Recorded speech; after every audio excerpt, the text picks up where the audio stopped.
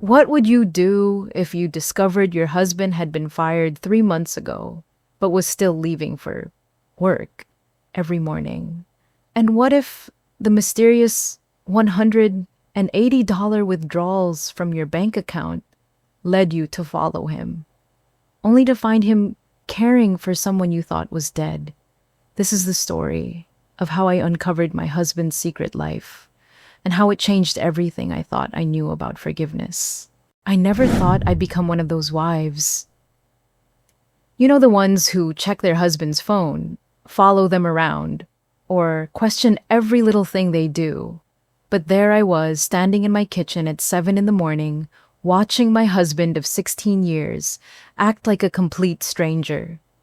The coffee maker was gurgling in the background, and I was frantically shoving sandwiches into lunchboxes. Mia needed her debate team permission slip signed. Leo couldn't find his math homework, and somewhere in the chaos, Jason appeared in the doorway, wearing his navy blue suit. The one he saves for important meetings. "I've got to head out early today," he said, not quite looking at me. His eyes were focused somewhere over my shoulder, like he was reading something fascinating on the refrigerator door. "Budget meeting starts at 8. Now here's the thing about Jason. In all our years together, this man has never willingly attended an 8 a.m. meeting. He's the guy who schedules his dentist appointments for noon because mornings are inhumane. Yet there he was dressed and ready to go before the sun had even properly risen. "Budget meeting," I repeated, handing Leo his backpack. "With Thompson's team?" Jason nodded quickly, already heading toward the garage door. "Yeah, quarterly projections and all that boring stuff. Might run late tonight." He kissed my cheek in that perfunctory way that married couples do when they're rushing, but something felt off. His lips barely touched my skin, and he pulled away too fast, like he was afraid I might look at him too closely. "Drive safe," I called after him, but the garage door was already rumbling shut. I stood there for a moment, listening to his car back out of the driveway, while Mia complained about her little brother hogging the bathroom mirror. But my mind was elsewhere, replaying the conversation we just had. Or rather, the conversation we hadn't had. See, this had been happening a lot lately. These mysterious early meetings, the avoided eye contact, the way he'd check his phone constantly, and then flip it face down when I walked into the room. At first, I told myself I was being paranoid. Marriage counselors always say that suspicion can become a self-fulfilling prophecy, right?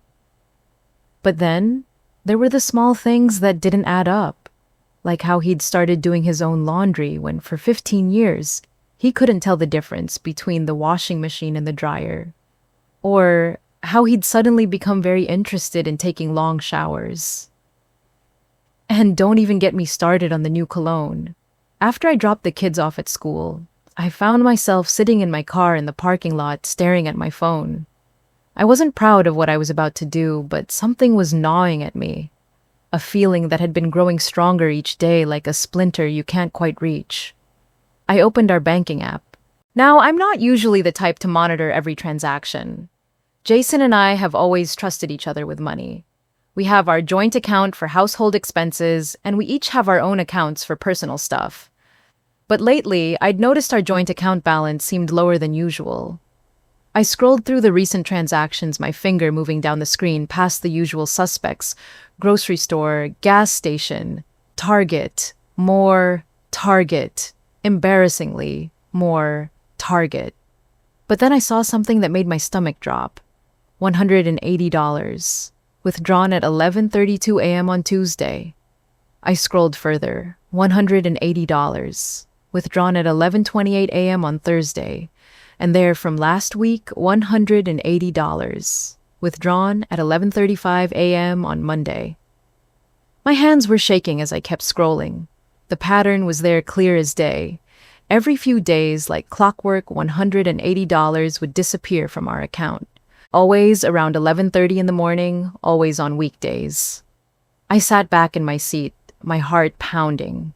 The school pickup line was emptying around me, other moms heading home to their normal lives, with their normal husbands who didn't mysteriously withdraw money in the middle of their work days.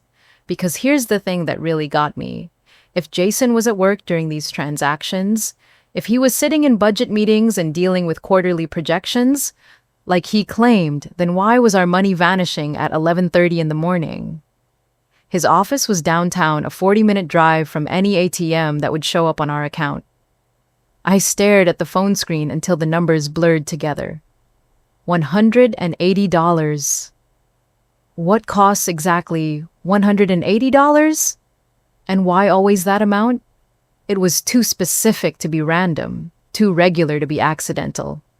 The morning sun was getting stronger, warming the inside of my car, but I felt cold all over because suddenly, all those little changes, all those weird behaviors, all those early morning meetings were starting to form a picture I didn't want to see.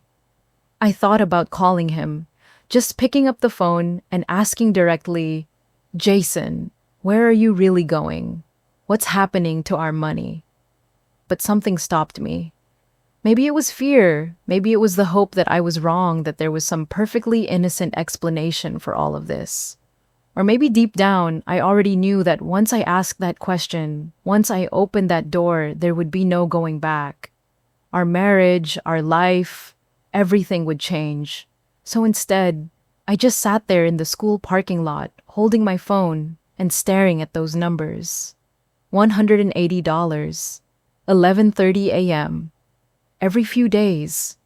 If he was at work, why was our money vanishing in the middle of the day? By the time I got home, my mind was spinning in 1,000 different directions. I kept replaying those bank transactions over and over, trying to come up with some logical explanation. Maybe he was buying supplies for a surprise project. Maybe he was saving up for my birthday. But $180 multiple times a week, the math just didn't work. I was pacing around the kitchen, making myself a cup of tea. I didn't really want when my laptop chimed with a new email notification. I almost ignored it. Between work emails and school newsletters and the endless stream of promotional garbage that somehow finds its way into your inbox, I was in no mood for digital distractions. But something made me look. Maybe it was intuition, or maybe it was just that the sender's name caught my eye. Meridian Financial Services. Jason's company. I clicked on it expecting some kind of routine communication. Maybe an invitation to the annual summer picnic or a reminder about updating our insurance beneficiaries. You know, the kind of mundane corporate stuff that usually gets forwarded to spouses. What I saw instead made my knees buckle. It was a termination notice. Official letterhead, formal language, all very professional and cold. But there it was in black and white, Jason Daniel Bennett. Employment terminated. Effective date, March 15th. I stared at the screen, reading the words over and over, waiting for them to change or make sense. March 15th. I grabbed my phone and checked the calendar. Today was June 23rd. 3 months. He'd been fired 3 months ago. For 3 months, my husband had been getting up every morning, putting on that navy blue suit, kissing me goodbye, and pretending to go to work. For 3 months, he'd been coming home in the evenings, talking about meetings and deadlines and office politics. For 3 months, he'd been living a complete lie. I sank into the kitchen chair, the same chair where I'd eaten breakfast that morning, while he told me about his budget meeting. The budget meeting at the job he didn't have. At the company that had let him go 3 months ago. The worst part, I hadn't suspected a thing. Not until this morning, when his behavior finally got weird enough to notice.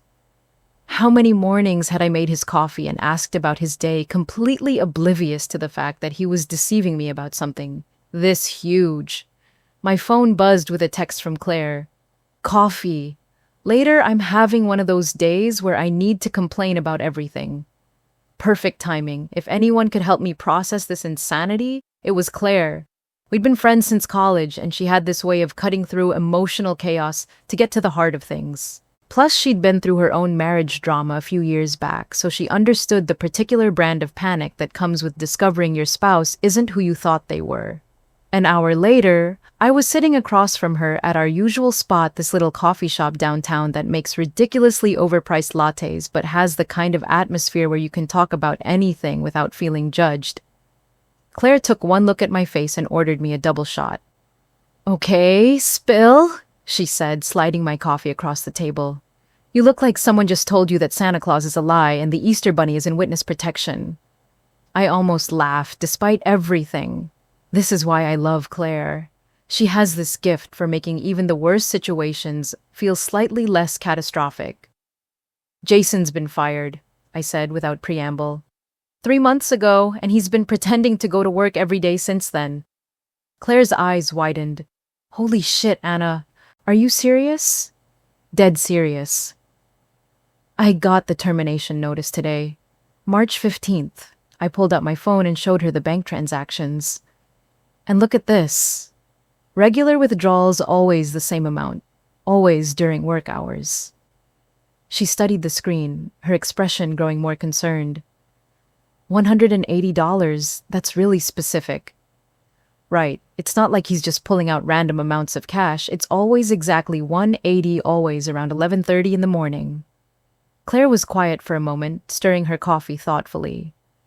She works at Sunset Manor, this Alzheimer's care facility across town, so she's used to dealing with complicated family situations. People lying about money, hiding medical diagnoses, keeping secrets to protect the people they love. Anna, she said carefully, I have to ask, are you thinking he's cheating? The question hung in the air between us. It was the obvious conclusion, wasn't it? Husband starts acting strange lies about work. Mysterious money, withdrawals. It's like a checklist for infidelity. I don't know what to think, I admitted. That was my first thought, but the money thing is weird. Like, what kind of affair costs exactly $180? Every few days, that's too regular, too specific. Claire nodded slowly. You're right. If he was seeing someone, you'd expect the spending to be more random. Hotel rooms, dinners, gifts. This feels different. She paused, and I could see her thinking something through. What if he's not cheating? She said finally. What if he's helping someone how? Well, at the facility where I work, we see this sometimes. Adult children who are paying for their parents' care, but don't want to burden their families with the details, especially if there's been some kind of estrangement or complicated history. My stomach did this weird flip. Jason's parents had both passed away years ago, but there had been some family drama before they died. His mother especially had never really approved of our marriage.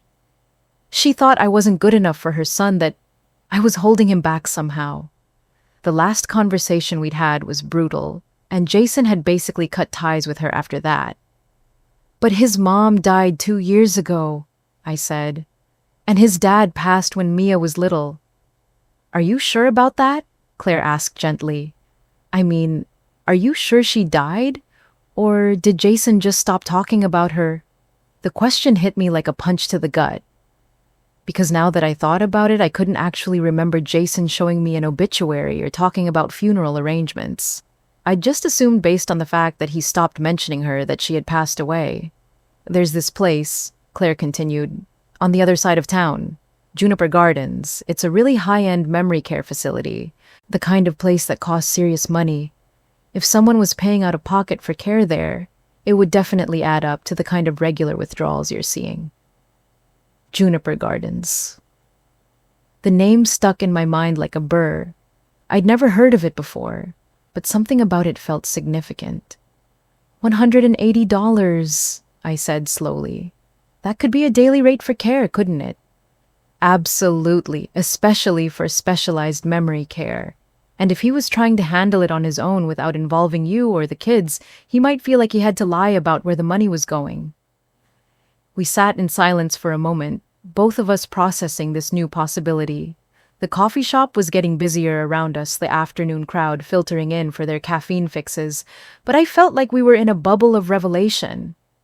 But why lie about losing his job? I asked. If he's just helping with his mother's care, why not tell me? Claire shrugged. Pride, shame. Maybe he feels guilty about reconnecting with her after everything that happened. Maybe he's afraid you'd be angry or hurt, or that you'd feel obligated to help when you shouldn't have to. It was plausible. More than plausible, actually. It sounded exactly like something Jason would do. He's always been the type to carry burdens alone to try to protect everyone else from difficult situations, even when it would be easier to share the load. But it also meant that my husband, the person I thought I knew better than anyone, had been living a completely double life for months. Getting up every morning, pretending to go to work secretly caring for the woman who had tried to destroy our marriage, and lying to me about all of it. I don't know which possibility is worse, I said finally. That he's having an affair, or that he's been handling something this huge without telling me. Claire reached across the table and squeezed my hand. Either way, you need to know the truth. You can't just live with this uncertainty. She was right, of course. I couldn't go home and pretend everything was normal. I couldn't keep making dinner and helping with homework and sleeping next to someone who might be lying about fundamental aspects of his life. So what do? I asked. Confront him, follow him, hire a private investigator. Start simple, Claire said. See where he goes in the morning. See if your theory about Juniper Gardens holds up. If I'm right and he's been caring for his mother, then you'll know, and then you can decide how you want to handle it. I nodded, already feeling the weight of what I was about to do. Following your own husband feels like a violation of trust. But what choice did I have? He'd already violated our trust by lying for months. Anna, Claire said, as we got ready to leave, whatever you find out, remember that people do complicated things for complicated reasons. If he's been lying, it doesn't necessarily mean he's trying to hurt you. I wanted to believe that. I really did, but as I drove home thinking about those mysterious withdrawals and that termination notice and 3 months of elaborate deception, I couldn't shake the feeling that I was about to discover something that would change everything. I had no proof, but I had to find out for myself. I barely slept that night. Every time I closed my eyes, I saw those bank transactions, that termination notice, Claire's concerned face across the coffee shop table. By 5 a.m., I gave up pretending and just lay there in the dark, listening to Jason breathe beside me, wondering how someone could sleep so peacefully while living such an elaborate lie. The alarm went off at 6:30, same as always. Jason stirred, stretched, went through his normal morning routine like nothing had changed. I forced myself to stay in bed to keep my breathing even and my eyes closed while he showered and dressed and made his coffee downstairs. This was it. I was really going to follow my own husband. I heard his car start in the garage, the familiar rumble of the engine that I'd been listening to for 16 years. Only this time, instead of rolling over and going back to sleep for another hour, I was counting seconds, waiting for him to get far enough down the street that he wouldn't notice me behind him. 30 seconds. 45. A full minute. I threw on jeans and a sweatshirt, grabbed my keys, and slipped out through the front door. My hands were shaking as I started my car, and for a moment I just sat there in the driveway questioning everything I was about to do. This wasn't me. I'm not this suspicious wife who follows her husband around. I'm not the woman who checks phones and monitors bank accounts and skulks around in parking lots. But apparently, I wasn't the woman whose husband told her the truth about losing his job either. So maybe it was time to find out who I actually was. I caught sight of Jason's silver Honda about 4 blocks away, just turning onto Main Street. Perfect distance. Close enough to keep him in sight, far enough away that he wouldn't notice me in his rearview mirror. Following someone is harder than it looks in the movies. You have to stay back far enough to avoid detection, but not so far that you lose them at traffic lights. You have to anticipate which lane they'll choose, which exit they'll take without making it obvious that you're mirroring their every move. Jason was driving his usual route toward downtown, the same path he'd been taking for years when he actually had a job to go to. For a moment, I allowed myself to hope that Claire was wrong, that somehow this was all a misunderstanding and he really was going to work. But then he did something that made my stomach drop. Instead of taking the Harrison Street exit that leads to the financial district where Meridian's offices are located, he kept going straight. Past downtown, past the business district, toward the residential areas on the east side of town. I followed him through a maze of tree-lined streets I'd never seen before, past expensive houses with manicured lawns and circular driveways. This was clearly the nice part of town, the kind of neighborhood where people have cleaning ladies and landscaping services, and probably never worry about checking their bank balances. And then I saw it. The sign that made everything click into place, Juniper Gardens. It was exactly what Claire had described. Elegant wrought iron gates, perfectly manicured grounds, buildings that looked more like a luxury resort than a medical facility. The kind of place that definitely cost $180 a day, if not more. Jason's car slowed as he approached the entrance, and I had to make a split-second decision. I couldn't follow him through the gates without being obvious, so I pulled into a coffee shop parking lot across the street and watched as he drove up the winding driveway toward the main building. Even from a distance, I could see him park and get out of his car. He was carrying a small bag, something I hadn't noticed him take from the house. He walked toward the entrance, with the confidence of someone who'd made this trip many times before. My heart was pounding so hard I could feel it in my throat. Claire had been right. Whatever Jason was doing here, it wasn't a one-time thing. This was routine. This was where he'd been going every morning for months. I waited about 10 minutes, then drove across the street and through the gates myself. The grounds were even more impressive up close. Peaceful walkways, flower gardens, benches positioned under shade trees. It looked like the kind of place where wealthy people went to age gracefully with dignity and comfort. I parked away from the main entrance and tried to figure out my next move. I couldn't exactly walk into the lobby and ask if my husband was there, but I needed to know what he was doing, who he was visiting, why this place required such elaborate secrecy. The building was designed with lots of windows, probably to let in natural light and give residents views of the gardens. I walked around the side, trying to look like I belonged there, like I was just a family member out for a morning stroll. And then I saw him. Through a large window that looked into what appeared to be a common room, I could see Jason sitting beside an elderly woman in a wheelchair. She was tiny, fragile-looking, with silver hair and pale skin that seemed almost translucent.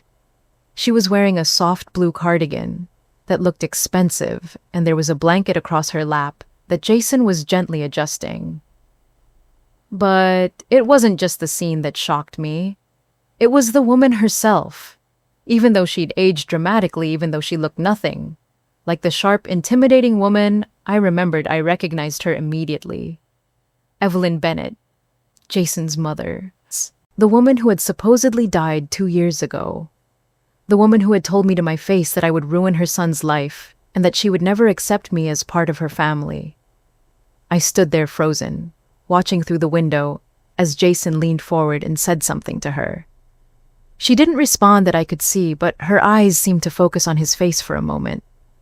He reached over and took her hand, holding it gently between both of his.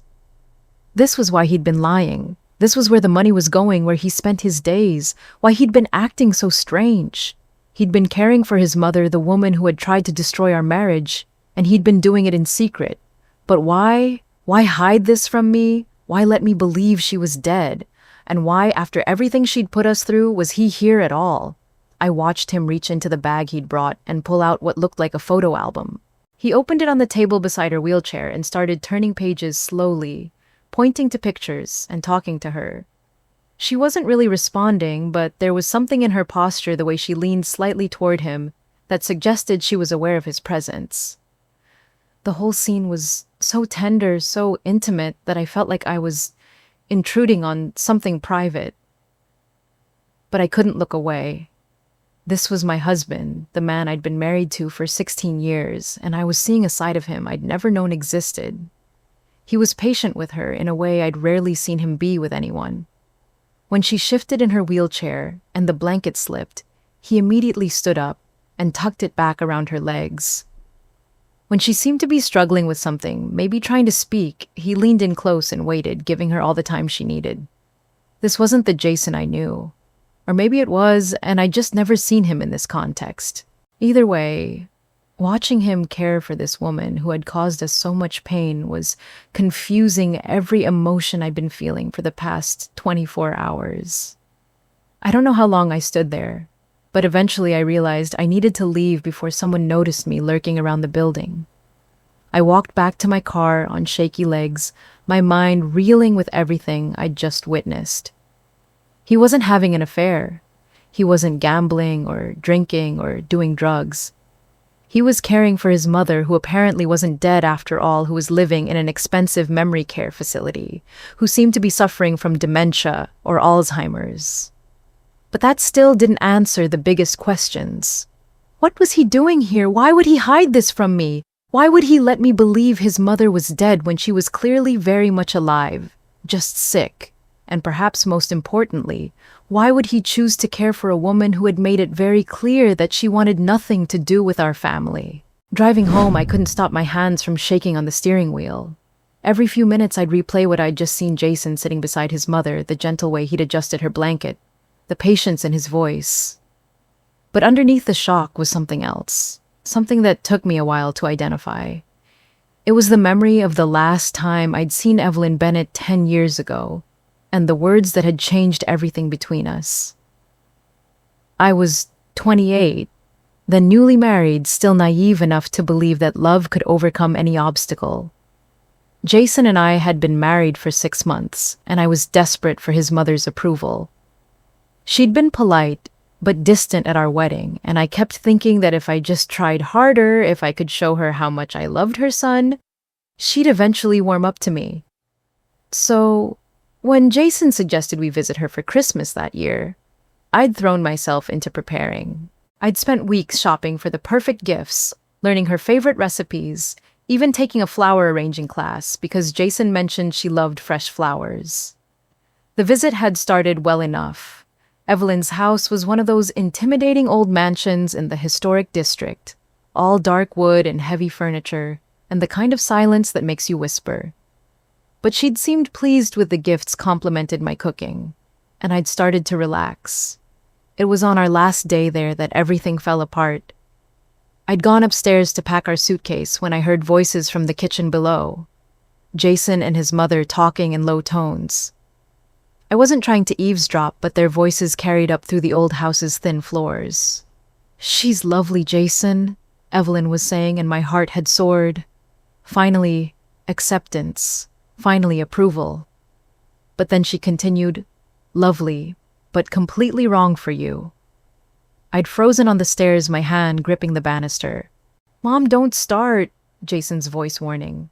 "I'm not starting anything. I'm finishing it. She's holding you back, Jason. You could be anything, do anything, and instead you're playing house with a girl who works at a bookstore. Anna has a degree in literature. She's smart and kind and she's ordinary." Evelyn cut him off. "You're extraordinary. You come from a family of achievers, of people who make their mark on the world. She comes from people who work retail and live in apartments and think that's enough." I'd sunk down onto the step, my chest tight with humiliation and rage. "That's enough," Jason said firmly. "Anna is my wife. If you can't respect that, she will destroy your future," Evelyn said, her voice cold and final. "Mark my words, Jason. 10 years from now, you'll be some middle manager in a dead-end job, living in a suburb driving a minivan, and wondering what happened to your potential. And it will be because of her." I'd heard Jason's chair scrape against the floor, heard his footsteps heading toward the stairs. I'd rushed back to the bedroom, thrown our clothes into the suitcase with shaking hands. And when he came up a few minutes later, I'd pretended I'd heard nothing. We'd left that day earlier than planned. Jason was quiet during the drive home, and I'd stared out the window, Evelyn's words echoing in my head. "She will destroy your future. She comes from people who work retail and live in apartments and think that's enough." The worst part was that some of what she'd said was true. I did come from a working-class family. My dad was a mechanic, my mom worked at the post office. We did live in apartments and think that was enough because it was. But apparently in Evelyn's world it wasn't. Jason never told me exactly what had been said that day, but something had shifted between him and his mother. The visits stopped. The phone calls became less frequent, then stopped altogether. When I asked about her, he'd get this closed-off expression and change the subject. About 2 years later, he told me she'd moved to Florida to be near her sister. Then gradually, he stopped mentioning her at all. And when I asked about her a couple of years ago, he'd said simply, "She passed away. I should have told you sooner." I'd been relieved, honestly. Relieved that I'd never have to see her again. Never have to smile politely while she found subtle ways to remind me that I wasn't good enough for her son. I'd felt guilty about that relief, but I couldn't deny it existed. Now, sitting in my car outside Juniper Gardens, I realized that none of it had been true. She hadn't moved to Florida. She hadn't died. She'd been here in this facility all along, and Jason had been visiting her, caring for her while letting me believe she was gone. I thought about driving straight home, confronting him the moment he walked through the door, but something held me back. Maybe it was curiosity, or maybe it was the need to understand what I'd really seen in that window. So I waited. I parked across the street again and watched the entrance, trying to process everything I'd learned. About an hour later, I saw Jason emerge from the building. But this time, I noticed things I'd missed before. His shoulders were slumped in a way that spoke of exhaustion. He walked slowly, like someone carrying an invisible weight. And when he got closer to his car, I could see his hands more clearly.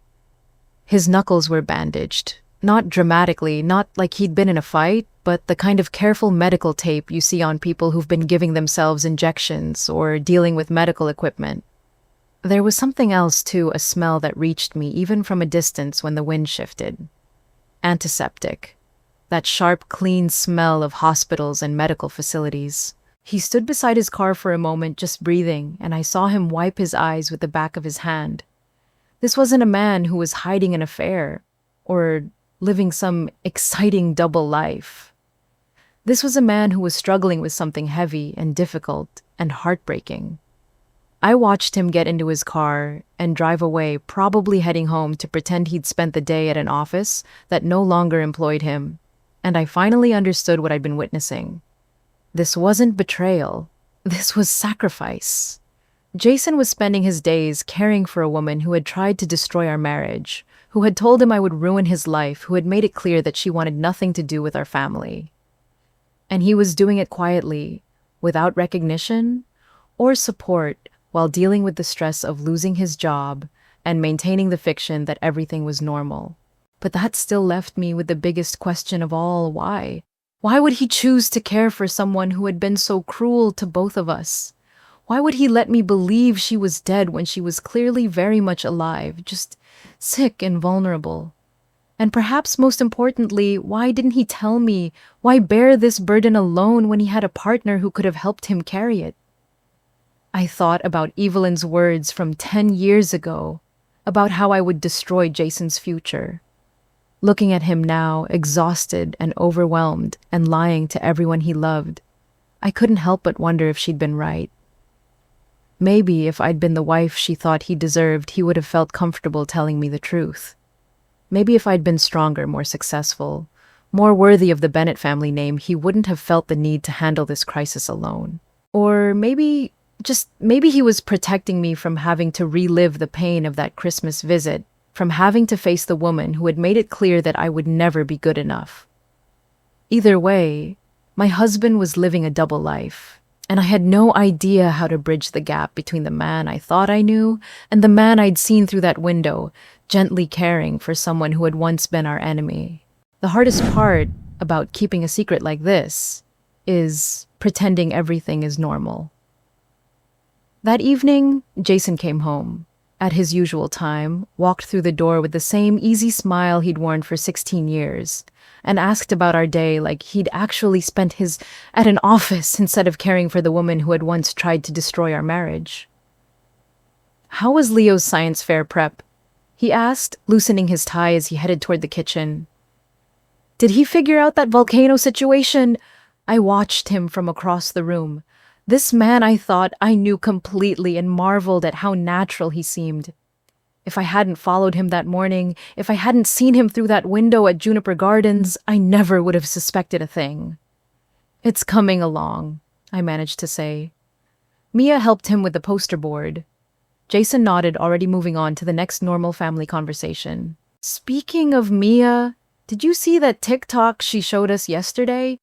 I still don't understand how dancing in a kitchen gets 3 million views, but apparently I'm officially old. Mia rolled her eyes from her spot at the kitchen counter. Dad, it's not just dancing. It's about the creativity, the timing, the way she uses the kitchen tools as props. It's art. If you say so, kiddo, Jason laughed, ruffling her hair as he passed. But when I was your age, we had to actually be talented to get famous. Okay, boomer. Mia shot back, but she was grinning. This was our life. This was our normal. Dinner conversations about homework and social media and weekend plans. Jason helping Leo with his math problems, debating with Mia about her curfew, asking me about my day at work. From the outside, we looked like any other suburban family navigating the ordinary chaos of raising teenagers. But all I could think about was what I'd seen that morning. The tenderness in Jason's voice when he spoke to his mother, the careful way he'd adjusted her blanket, the exhaustion in his shoulders when he'd walked back to his car. Dinner felt endless. Every bite of pasta was like swallowing cardboard. Every laugh from the kids sounded hollow and distant. I kept catching Jason's eye across the table, wondering if he could see the knowledge written on my face, if he sensed that something had fundamentally shifted between us. But he seemed completely at ease asking Leo about his upcoming soccer tryouts, reminding Mia about her orthodontist appointment on Friday. Just another Tuesday night in the Bennett household where apparently the only person carrying any secrets was me. Finally, mercifully, the kids finished their homework and headed upstairs. Mia to FaceTime her friends about some drama involving someone named Ashley and a boy named Trevor Leo to read the latest Percy Jackson book for the third time. The house settled into its evening quiet, that peaceful lull when the day's chaos finally winds down. Jason was loading the dishwasher, humming something under his breath when I walked into the kitchen carrying the printed email. My hands were shaking slightly, and I had to force myself to breathe normally as I approached the table where we'd eaten dinner just an hour earlier. Jason, I said, quietly placing the paper face down on the wooden surface. We need to talk. He looked up from the dishes, probably expecting one of our usual conversations about bills, or weekend plans, or whose turn it was to drive Mia to her friend's house. But something in my tone must have caught his attention, because his expression shifted from casual to concerned. Sure, he said, drying his hands on the kitchen towel. What's going on? I flipped the paper over so the Meridian Financial Services letterhead was visible. I got this email today. Jason's eyes went to the paper and I watched his face change. Not gradually, but all at once, like someone had just turned off a light. The color drained from his cheeks, his jaw tightened, and his hands went completely still. He didn't say anything for a long moment, just stared at the termination notice like it might disappear if he looked at it hard enough. Jason, I said, softly sitting down across from him. I know. You've been going to Juniper Gardens. That's when he finally looked up at me and I saw something in his eyes I'd never seen before. Not just shame or fear, but a kind of desperate relief, like he'd been holding his breath for months and could finally exhale. He sank into the chair across from me, suddenly looking older than his 42 years. How long have you known? He asked quietly. About the job since this morning. About Juniper Gardens. I paused, choosing my words carefully. I followed you today. He winced, running his hands through his hair. God, Anna! I never wanted you to find out like this. I never wanted you to have to see her, or to relive all that pain. She's supposed to be dead, I said, and the words came out harsher than I'd intended.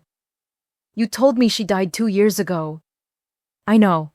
Jason's voice was barely above a whisper. I know how that sounds. But Anna, you have to understand. When I found out she was sick when the facility called to tell me she'd been placed there, I thought about telling you. I really did. But then I remembered that Christmas what she said to you, how she made you feel. And I couldn't ask you to forgive someone who never apologized. I felt my chest tighten. You lost your job to care for her. Jason nodded slowly. The care facility costs $1,800 a week. Insurance covers some of it, but not nearly enough. I'd been using my savings first. Then I started taking money from our joint account.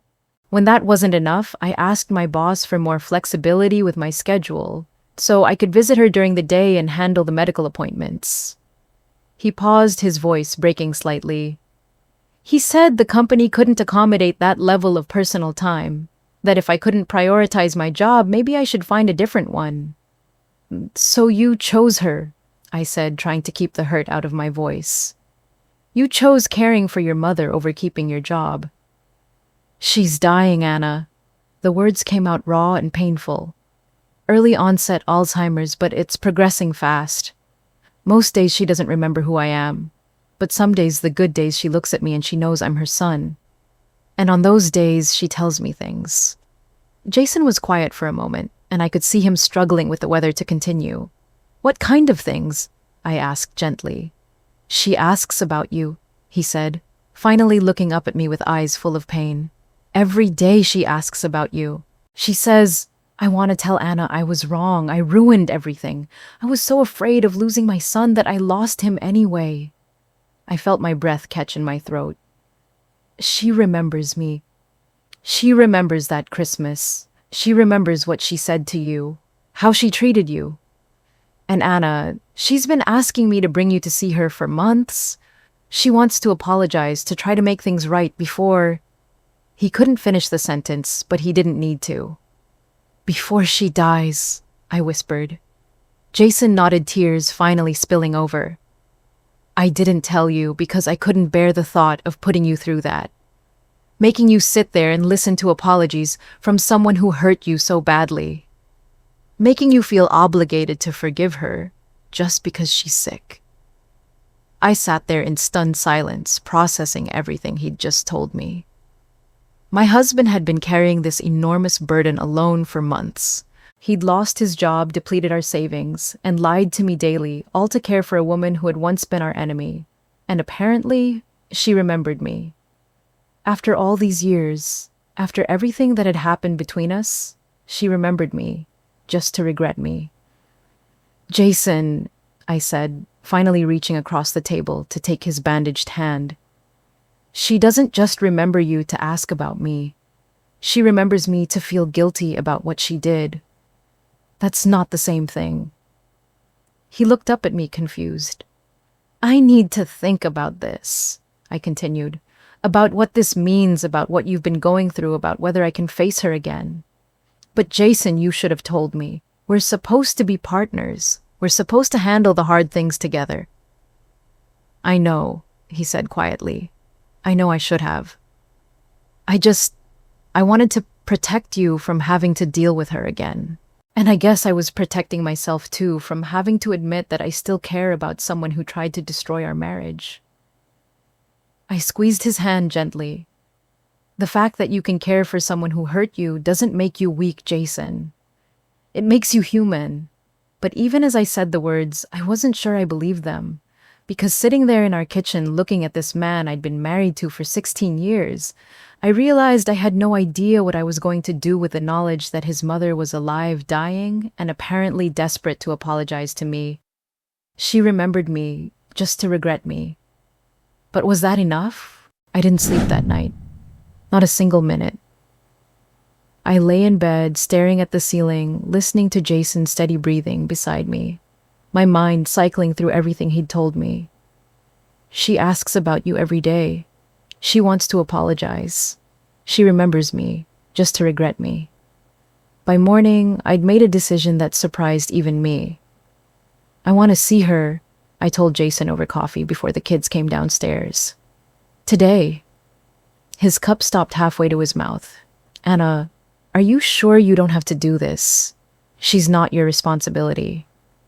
Maybe not, I said, gripping my own mug tighter than necessary. But I need to know if her apology is real, or if it's just guilt talking. Jason studied my face for a long moment. I'll come with you. No. The word came out sharper than I'd intended. I need to do this alone first. I need to face her without you there to translate, or mediate, or protect me. He looked like he wanted to argue, but something in my expression must have stopped him. Okay, he said quietly. But Anna, she's not the same person you remember. The disease has changed her. Some days she's confused, sometimes she doesn't recognize anyone. I understand, I said, though I wasn't sure I really did. 2 hours later, I was walking through the elegant gates of Juniper Gardens, my hands shaking so badly I had to clench them into fists. The receptionist, a kind-faced woman named Margaret, gave me directions to Evelyn's room and assured me that Mrs. Bennet was having a good day. I found her in the same common room where I'd seen her through the window, sitting in her wheelchair by a large window that overlooked the gardens. She was smaller than I remembered, more fragile, wearing a soft pink cardigan that made her look like someone's beloved grandmother instead of the intimidating woman who had once made me feel so small. For a moment, I just stood in the doorway, watching her. She was looking out at the flowers, her hands folded in her lap, completely peaceful. I almost turned around and left. What was I doing here? What could possibly come from this encounter except more pain? But then she turned her head, as if sensing someone's presence, and our eyes met. For several seconds, she just blinked at me, confused. I could see her trying to place my face, trying to remember where she knew me from. Then something shifted in her expression, a spark of recognition that made her lean forward in her chair. "Anna," she said, her voice barely above a whisper. You came?"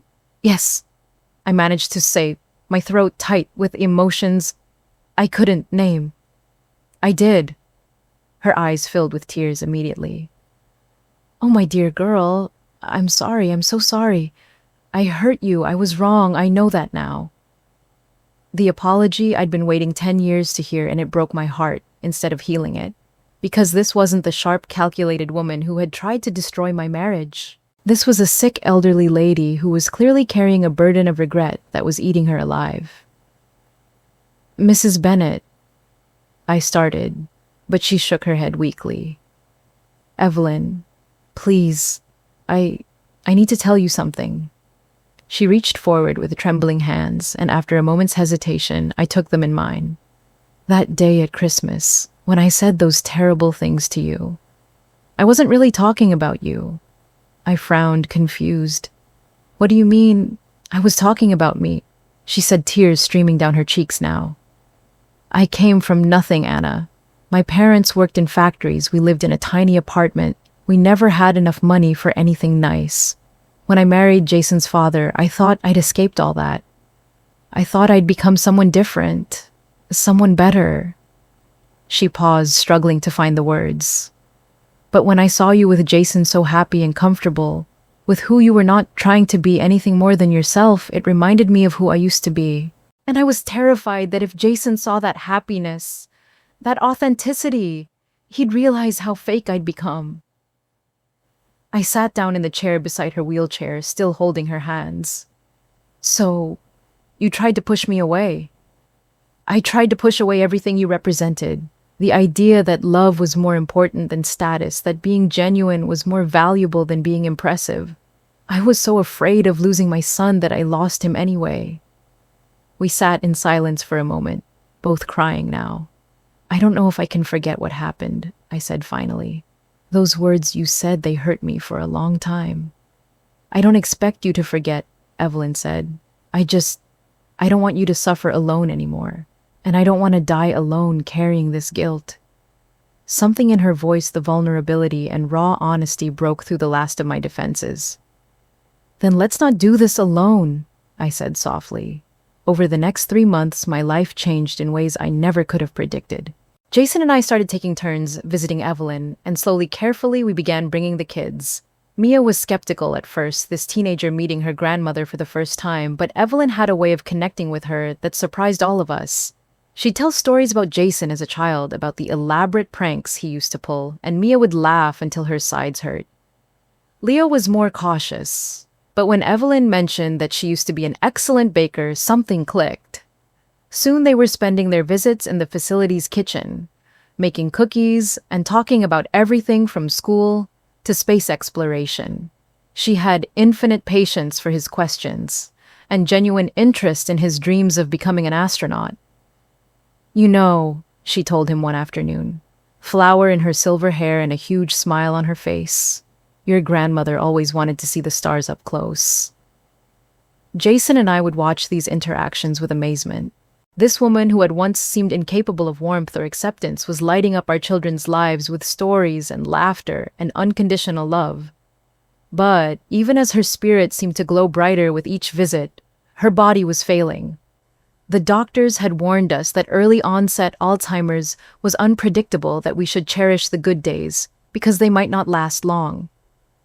On a Tuesday morning in September, Jason got the call.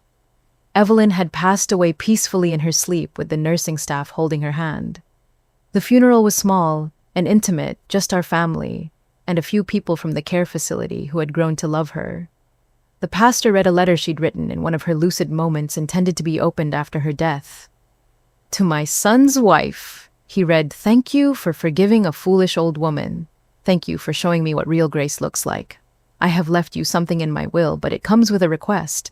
Use this inheritance to create something better than I did. Help other families who are struggling with this disease so they don't have to face it alone." When we met with the lawyer the following week, we discovered that Evelyn had left us nearly everything. Her house, her savings investments, we didn't even know she had. It was enough money to change our lives completely. But instead of paying off our mortgage or taking that trip to Europe, we'd always talked about we did exactly what she'd asked. We created the Evelyn's Light Foundation, a nonprofit care center specifically designed for low-income families dealing with Alzheimer's and dementia. A year later, I stood at the podium during our grand opening ceremony looking out at a room full of families who were about to receive the kind of support and care that we'd been privileged to afford. But they couldn't. People can change, I said, thinking of Evelyn's transformation from the woman who had tried to destroy our marriage to the grandmother who had enriched our children's lives beyond measure. And sometimes that change saves more than just one life. Sometimes it ripples out in ways we never could have imagined. After the ceremony, after all the guests had gone home, and the facility was quiet, Jason and I sat in our backyard looking up at the stars. Leo's telescope was set up nearby, abandoned after his bedtime, but still pointing toward the constellation Evelyn had taught him to find. "She'd be proud of you," Jason said quietly, taking my hand in the same gentle way he'd held his mother's during those final months. I thought about everything we'd been through, everything we'd learned about forgiveness and second chances and the complicated ways that families hurt and heal each other. "No," I said, squeezing his fingers. "She'd be proud of us."